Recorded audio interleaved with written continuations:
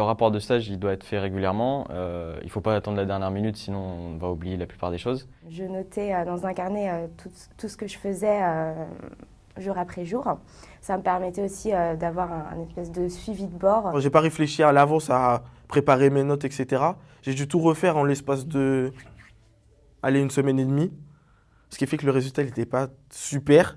Et ce qui explique que maintenant, j'ai dû rechercher un autre établissement pour finir mon DUT. Le rapport, ça permet de mettre à l'écrit et de mettre en illustration tout ce qu'on a pu apprendre, tout ce qui a pu se passer, comme on a compris comment fonctionnait l'entreprise. J'ai suivi des projets intéressants et j'ai fait des missions intéressantes. Donc c'est vrai que ça m'a aidée et que ça ne m'a pas vraiment porté défaut d'avoir commencé à la dernière minute.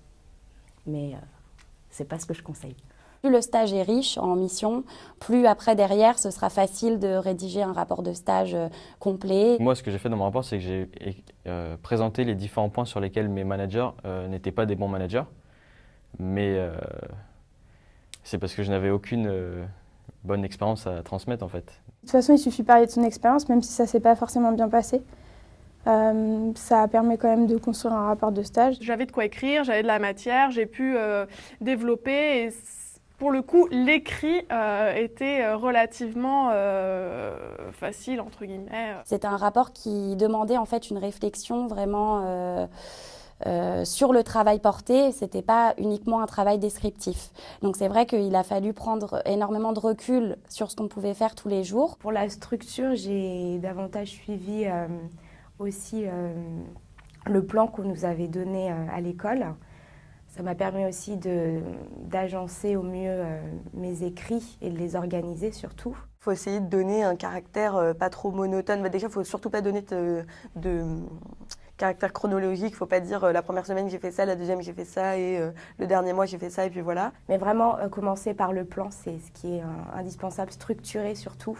Et après remplir au fur et à mesure son plan. Je dirais la présentation de l'entreprise en premier, le détail des missions en corps de rapport et puis à la fin, la conclusion justement entre ce qu'on a fait, ce qu'on a ressenti et est-ce qu'on se projette justement dans ce milieu-là. Dans l'histoire de l'entreprise, faut que ça ait l'air quand même de venir de nous.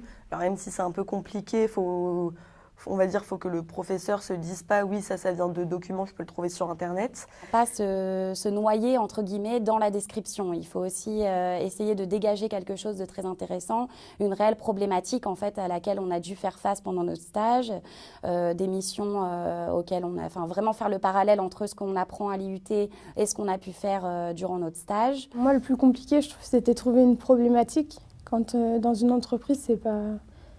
Enfin, c'est compliqué des fois, s'il n'y a pas grand-chose sur quoi parler, c'est compliqué. La problématique n'était pas simple. Pour la trouver, j'ai fait un espèce de listing, c'est-à-dire que j'ai noté sur une feuille tous les mots-clés qui peuvent construire une problématique. Alors j'ai trouvé ma problématique avec l'aide de mon tuteur qui m'a guidée. J'ai eu la chance d'avoir un tuteur qui m'a vraiment accompagnée dans la rédaction de ce rapport de stage, qui a su en fait me donner des pistes et des directions à suivre pour le rédiger. Essayer d'avoir le plus d'annexes possible aussi avec l'entreprise, des choses qui vont correspondre un petit peu à ce que vous avez fait, mais en plus profond. Et puis bien organiser ses idées, ne pas être trop fouillis et rester dans le sujet. Pour la mise en page, il y a des consignes qui sont données par l'IUT, donc il faut tout simplement se contenter de les suivre.